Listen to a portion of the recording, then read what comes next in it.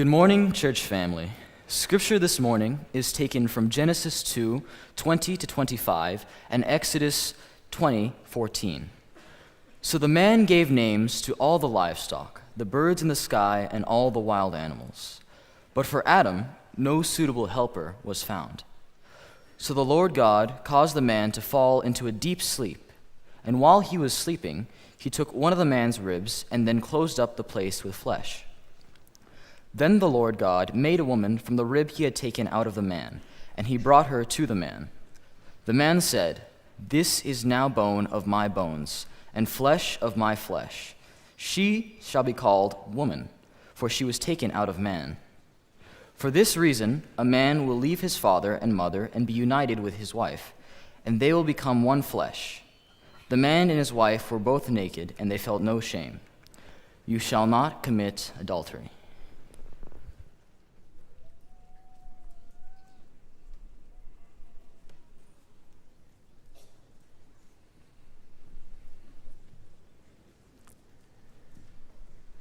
It started out as such fun for the three friends. It seemed like something to do on an evening when there was nothing else going, a way to have some excitement and some enjoyment in their lives. Nisa Bailey, Christopher Cole, and Thomas Miller went out driving around in Hillsborough County, Florida that night. And what they chose to do in order to have some fun during a dry and quiet time was they decided to steal stop signs. So they drove around in their car stealing stop signs. They stole 21 of them, to be exact. They were in the process of stealing another one when they saw an approaching car, and the fright that came from maybe being caught caused them to drop that stop sign and to run, get into the car, and flee. It was at that stop sign. Authorities aren't sure quite how much later. The prosecution contended it was not very much later. But it was at that stop sign that three young men, 18 years old, three 18-year-old boys, almost midnight, coming home from an evening of bowling, having a great time together, enjoying one another's company. Driving down the road, they came to that intersection. They didn't realize they were supposed to stop. After all, there was no stop sign. And so they sped right through the intersection. But there was a truck, an 8-ton truck, coming down the other road with no stop sign either. And that 8-ton truck plowed into them, killing all three of them. Later, the defense would say, well, they stole all the others, and they couldn't contest that because they had the evidence. But that one they didn't do. That didn't hold up in court. Before the judge sentenced the three to 15 years in prison, Thomas Miller, one of the three, spoke to the court. Those who were there, the witnesses that saw him, said his face was contorted in pain and anguish, red from trying to hold back the sobs. He turned and he faced the families of the three 18-year-old boys. And he said, "Most nights I can't sleep. I lie awake and weep because I know your boys are not coming home." I'd heard the story, but I went back and found it and read it again this week. And as I read it, I just kept thinking, how can something that is so much fun end up in so much tragedy? How could people think that stealing stop signs is a good idea? And then I got to thinking, the truth is, I have seen the consequences of such actions. So have you, if you happen to be in the people-helping professions, a counselor or a pastor, a physician, one of the people-helping professions, you no doubt have seen the same thing. Somebody comes into your office and sits down and begins to tell a sordid, sad tale of something that started out as so much fun and ended up in so much pain. It's interesting how the story goes. There was really nothing wrong, nothing that was to be worried about. It was innocent, almost innocent at least. I mean, I saw some stop signs, but I didn't pay much heed because it wasn't going to be a problem for me. And so I went past those stop signs. But somehow it picked up momentum. And by then I didn't care if there were stop signs.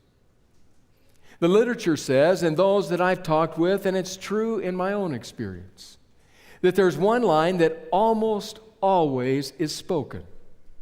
Almost every time it appears in a story like that. And that's this line: I didn't think it would happen to me. It's not going to happen to me. Did the three friends say that as they took down the stop signs? Oh, it'll cause some havoc, some uncertainty. People will have fun with it. It's not going to be anything major. It won't happen to me.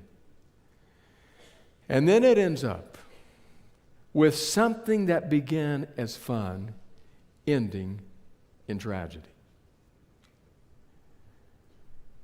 We are on a journey through the 10. As we journey through the 10, today we come to the 7th. Now, I thought as I worked on this passage in this sermon, I thought this is the kind of passage, the kind of sermon about which nobody shakes the pastor's hand at the door and says, "Thank you, Pastor, I really needed that. You spoke straight to me." No. I wish my brother had been here. If only my son could have heard that. You know, my aunt, she really needs that sermon. But the problem is, it's us who are here. We're the ones taking the journey through the 10. And today we come to the 7th. It's a stop sign. I want to read it to you. It's very brief. We have already found that out as we get into these final of the 10 commandments. It doesn't take long to read them. Exodus 20 and verse 14 says, "You shall not commit adultery." I read this week of one teacher at a children's ministry at a church who had to teach the lesson on this and was not certain of what to say. Read the commandment, and immediately one child raised her hand and she thought, "Oh no, here it comes." Said, "Teacher, I don't understand this. What does the word commit mean?" She wasn't quite expecting that, because we're looking at that other word. Thou shalt not commit adultery. The truth is, it's a stop sign. Now understand that laws like stop signs are intended to protect us. They're intended to protect something precious from the threat of something very dangerous. And so when we read this passage here and we see this boundary marker, this relationship definer, this stop sign that says, "You will not commit adultery," our question immediately is, well, from what is it protecting us? What exactly is it trying to preserve? I'd like to read to you from the 2nd chapter of Scripture, Genesis chapter 2. Just 2 verses, reread 2 verses from our Scripture reading this morning that describe the narrative that tells of the first marriage. Genesis chapter 2, I'll read starting in verse 24. "For this reason," says the text, "a man will leave his father and mother and be united to his wife, and they will become one flesh. The man and his wife were both naked, and they felt no shame." Adam and Eve are given a gift of a one flesh, one spirit, one soul relationship. In fact, if you follow that account, what happens is God has one person, the man, from whom he takes a part and creates a second person, a woman. So you had one, now you have two, and then God speaks to the two of them and says, "Now, I want you to join together and become one." That one flesh, one spirit, one soul relationship is so profound that it is intended to not only be mutually exclusive, it's just the two of us, but also permanent. That is what the commandment is trying to preserve. It's the kind of relationship which, experienced within the boundaries of that fellowship, there is a profound openness, an intimacy that can be described by saying they were naked. There was a nakedness of soul, fully known and fully loved. It was so profound that they felt no shame. The tragedy is that the story continues. When the fall occurs, then all kinds of bad things begin to happen in that relationship. But as we're asking the question of what is that seventh commandment intended to preserve, we have to go back to that original marriage and say, this we have as an insight into the divine mind, the desire that God has for this reality called marriage.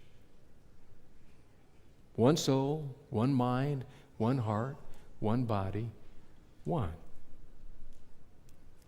When something enters into that, when someone enters into that, the pain can be devastating.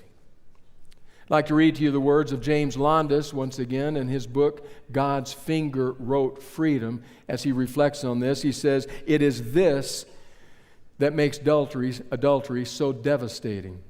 In adultery, one partner is saying to the other, 'You are no longer special and irreplaceable. You are interchangeable with others, for I have now shared what was once unique to us with someone else.'" That's what drives the pain. That's why when a couple sits down in a counselor's office having experienced that pain, it is raw to a degree that few other experiences are. But by the same token, when it is lived out in the ways intended, it can bring about a joy, a delight, a celebration that otherwise is not experienced. One of you sent me something. I'm sure it's very trustworthy and dependable because it comes from that ever reliable source, Facebook. This is what you sent me. Jack wakes up with a huge hangover after attending his company's Christmas party. Jack is not a drinker, and the drinks didn't taste like alcohol at all. So somebody must have spiked the punch. He didn't remember much about the party, but he did have vague memories of coming home and being very loud and screaming at his wife. Oh no, he thinks to himself, this is not going to be a good morning. Jack has to force himself to open his eyes, and the first thing he sees are a couple of aspirins next to a glass of water on the side table. And next to them, a single red rose. Jack sits up, sees clothing in front of him, all clean and pressed. He looks around the room and sees that it is in perfect order, spotlessly clean. He staggers to the sink to take the aspirins, only to cringe when he looks at a huge black eye staring back at him in the bathroom mirror. What in the world? Then he notices a note hanging on the corner of the mirror, written with red little hearts on it, and a kiss mark from his wife in lipstick. "Honey, breakfast is on the stove. I left early to get groceries to make your favorite dinner tonight. I love you, darling. Love, Jillian." He stumbles into the kitchen, and sure enough, there's hot breakfast, hot coffee, the morning newspaper, all waiting for him. His son is at the table eating. Jack is totally confounded. "Son," he asks him, "what happened last night?" "Well," said the son thoughtfully, "you came home after 3 a.m, drunk and out of your mind. You fell over the coffee table and broke it. Then you threw up in the hallway and got a black eye when you ran into the door." Jack says, oh no. "Was Mom there?" "Yep." Jack looks around in confusion and then asks his son, "So why is everything in such perfect order and so clean? I have a rose, breakfast is on the table waiting for me. What is going on?" His son says, "I don't know. The only other thing I remember is Mom dragging you to the bedroom, and when she tried to take your pants off, you kept yelling, 'Leave me alone, I'm married.'"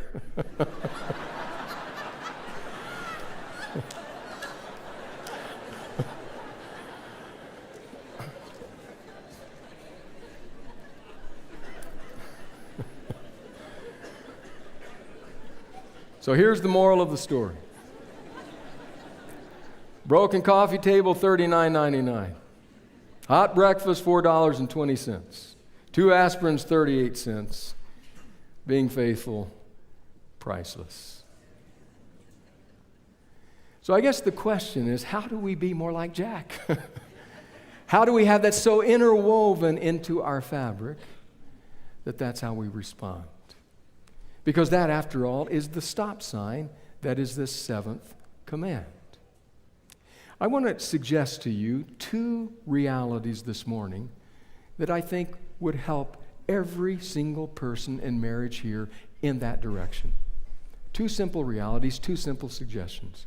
Number 1, grow your marriage. Grow your marriage. It's been said that people who complain that the grass is greener on the other side of the fence just need to water their own lawn. Grow your marriage. Nurture the relationship. Invest in your spouse. Spend time there. Grow your marriage. It was yesteryear's flamboyant evangelist, Billy Sunday, who one day said to his listeners, praise your wife, even if it does frighten her at first.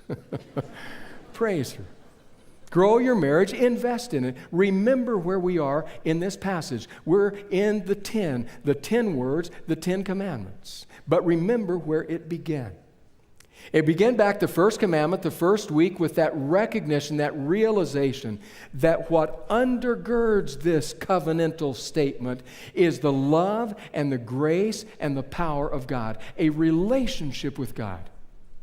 You remember that. God spoke to his people and said, I am the Lord who brought you out of the land of Egypt, out of the house of bondage. He's saying, I have used my power and my grace to free you. Now you are my people. Now we are in a deep, profound covenantal relationship. And it is on that covenantal relationship, based on my infallible love, that we will build the edifice of an ongoing community of faith. On that relationship. That's where it begins. This week I was talking with Stu Hardy, our pastor for media.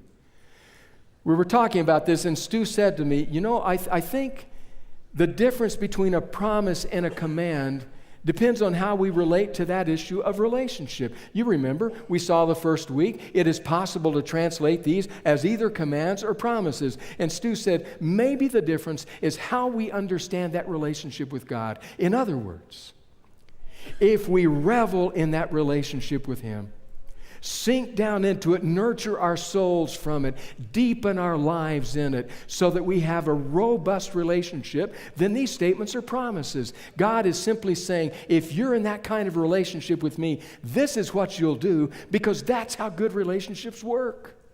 That's just how they work. When you have that kind of good relationship, you don't invite someone else in. You observe special time together. You honor those that are above you in the family. Those are the things you do. That's a promise. But if, on the other hand, the focus is not the relationship, but the behavior, the performance, then it's very easy to start trying to gauge, to judge. How am I doing? Doing better today? Yesterday was bad. Tomorrow might be bad. And we begin to judge how we're behaving. And those promises shift to commands. Don't do this. Don't do that. Don't do the other. And we lose the joy. If that's true with the entire 10, is it not also true in our relationship with the one and only in our lives? That it is as we grow that relationship, as we sink down more deeply into that person's life and they into ours, then that becomes a promise. You won't commit adultery, because this has become so deep, so meaningful, so precious, that you would allow nothing else to damage it. So suggestion number 1, grow your marriage. Nurture that relationship.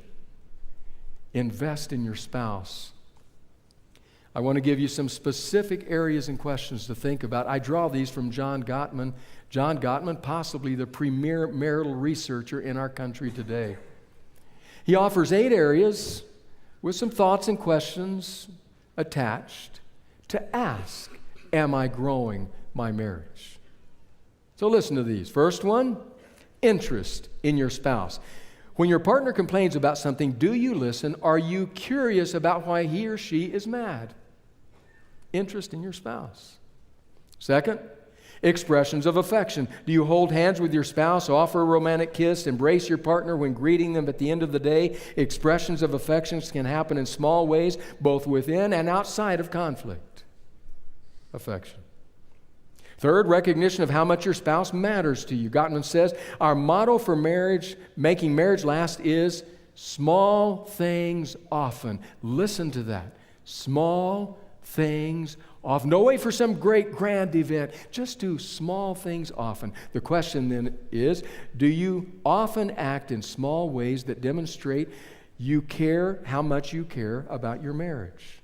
Fourth, intentional appreciation. How you think about your spouse influences how you treat them. By focusing on the positives of your marriage, such as the good moments from your past and your partner's admirable traits, you put positive energy into your relationship. So, how often do you express your positive thinking and give your partner a verbal compliment?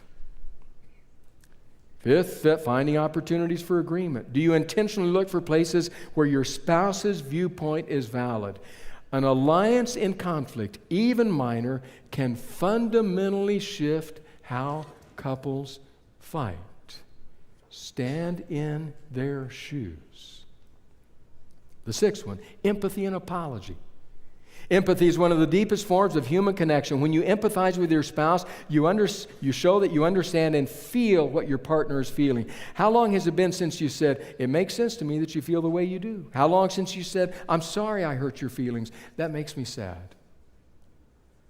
Seventh, accepting your spouse's perspective. You don't have to agree on everything. When was the last time you said to your spouse, I don't see it the same way, but I respect your perspective? And then finally, laughing together. When was the last time you laughed together? Most couples have inside jokes they only share with each other. This highlights the exclusivity a couple has. Grow your marriage. If you want to pay attention to that stop sign that is intended to protect your marriage, then grow your marriage. That's the best place to begin. That's suggestion number 1. Suggestion number 2, guard your boundaries. Number 1, grow your marriage. Number 2, guard your boundaries. Think again about the 10. We've said this before, but it bears repeating again. The 10 begins with a statement of exclusivity. I am the Lord your God who brought you out of the land of Egypt, out of the house of bondage. You shall have no other gods before me. No other gods besides me. In the first statement, God says, here they are. These are the boundaries around this relationship. Inside of this, there's only room for you and me. That's it. Boundaries. Guard your boundaries. That's where danger creeps in. You remember no doubt, the interview by Princess Diana sometime before her death. When on American television, a reporter asking her about the state of her marriage, she said, it got a little crowded with 3 of us. Got a little crowded. Guard your boundaries. Isn't that where marriages begin? I said it before, we're thinking about 2 marriages coming up. We're thrilled and delighted. I can already tell you what's going to happen at each of our kids' marriage because I've seen it happen at every wedding I've been a part of. They will stand at a moment at an altar and they will hear the question, do you take this person in sickness or in health, in prosperity or adversity, and forsaking all other? Keep you only unto him, only unto her. So so long as you both shall live. Those are the boundaries. And now they need to be guarded. They need to be protected, reinforced. And in today's climate, in today's culture, that is very hard. In a world with internet, in a world of social media, in a world where people's phones are locked, sometimes even from spouses, it's hard to guard the boundaries. It's tough. One example, Dave Carter, a Christian counselor, not far from us, down Orange County, has written a book entitled Close Calls: What Adulterers Want You to Learn About Protecting Your Marriage. How's that for a provocative title? I listened to Carter in a seminar. And here's what Carter said. He has made this his specialty, dealing with couples where infidelity is present, trying to help them, first of all, prevent it, and then if it's happened, trying to help them survive it. He's dealt with many, many, many, many couples. He says, here's one thing I've learned in today's climate.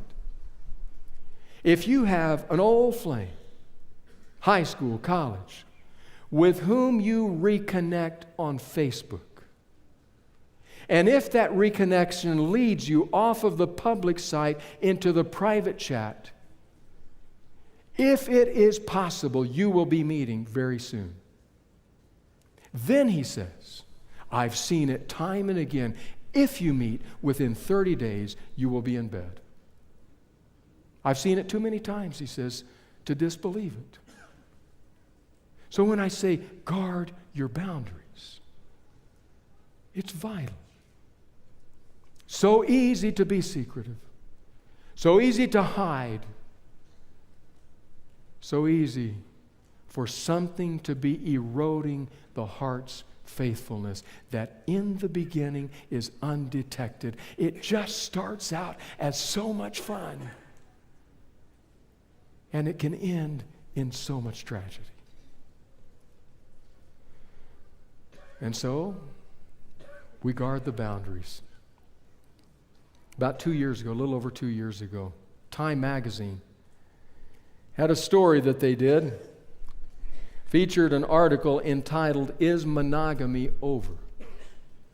Well, you can imagine, it offered various opinions, including things like monogamy is a charade that leads to institutionalizing dishonesty, and monogamy is just an option, not the default, and there's no right, there's no wrong, variety of different options. To Time's credit, they found a Christian pastor who would write something about monogamy from the Christian perspective. The name of the pastor is Andy Stanley. So I want to read you what Andy Stanley wrote in this piece, Is Monogamy Over? He started out talking about something that is obsolete. Some of you might even not recognize these first two words, but here's how he began. Cassette tapes are obsolete. Monogamy is more like an endangered species. Rare, valuable, something to be fed and protected. Perhaps an armed guard should be assigned to every monogamous couple to ward off poachers. Perhaps not. The value a culture places on monogamy determines the welfare of its women and children. Women and children do not fare well in societies that embrace polygamy or promiscuity.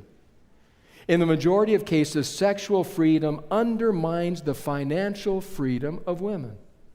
Sexual freedom eventually undermines the financial and emotional security of children. If we are only biology, none of the above really matters. If we are only biology, monogamy was probably a flawed concept from the start. But very few of us live as if we are only biology. As a pastor, I've officiated my share of weddings and I've done my share of premarital counseling. I always ask couples why they're getting married. Survival of the species never makes the list. The I and you that inhabit our bodies desire more than another body. We desire intimacy, to know and to be fully known without fear. Intimacy is fragile. Intimacy is powerful. Intimacy is fueled by exclusivity. So no, monogamy is not obsolete. It's endangered. But so is the buffalo. Perhaps we happily monogamous couples should relocate to Yellowstone. Well, here's the good news. We actually don't have to relocate to Yellowstone. We just have to remember some things. We have to remember that laws like stop signs are there to protect us. They're there to protect something precious from something that is very threatening to the life of that reality. We have to remember we need other people in our lives, people who are accountability partners, people with whom we can share and be open, people who will call us to task. And we have to remember we have a God who is always with us.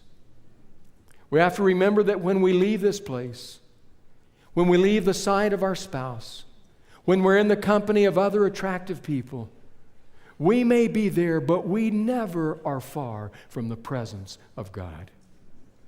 The God who created this concept called marriage, the God who built boundaries around it to protect it, is the God who is ever and always with us. The God who gives us His love, gives us the power to keep the promises that we make by His grace.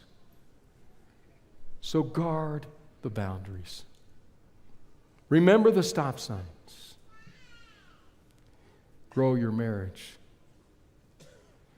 And there's one other thing. I cannot speak on a topic as sensitive as this without speaking to those here this morning, those of our number this morning who have blown past the stop sign, who never even saw the stop sign, whose life is either headed toward or has already experienced a profoundly painful collision. Let me speak to you, a number that may be larger than we might wish. Let me speak to you and say, the grace of God is for you. The grace of God is inexhaustible, always ready, always available. It is based on His undying, His unyielding, His unflinching, His unwavering love for us. It is a grace that is grander than any sin you have committed. It is the grace that causes a father to stand on a doorstep, gazing down the lane, trying to see when that prodigal daughter, that prodigal son will come staggering toward home. It will drive that father to run, sweep that person up into his embrace, and say, enough with the apologies. We're going to have a party because you came home. The one who was dead is alive again. The one who was lost is found. So if that's your story, that's not the end of the story. Just read this book, read the Old Testament. Those people with whom God established such a profound covenant spent not years, not decades, but centuries violating that relationship. And God just couldn't let go. Just could not let go. Just kept saying, let's try it again. Let's do it one more time. Come back yet again. And it was only after there was absolute, obstinate refusal that He said, okay, then I'm still going to have Israel. I'll just make it spiritual Israel. You're still welcome into it, but I'm going to bring others in as well. That's the love and the grace of God. Trust me, you have done nothing that remotely resembles what the Israelites descended into for centuries, and yet that love was constant. So that one of the later prophets would say, He will cast all of your sins into the depths of the sea. And the old black preacher said, yeah, and then He'll put up a no fishing sign. Not here. That's past. If you have blown past that stop sign, that's what God offers you. His immeasurable grace and love. And it just could be that same grace will work on a wounded spouse. And that wounded spouse might find it within her heart, his heart, to say, let's try. Let's try to grow our marriage and guard our boundaries. You know those 3 young people? Went out just to have a good time. Led to 3 deaths. It's not a bad thing to remember them. It's not a bad thing to remember that what starts as fun can end in tragedy.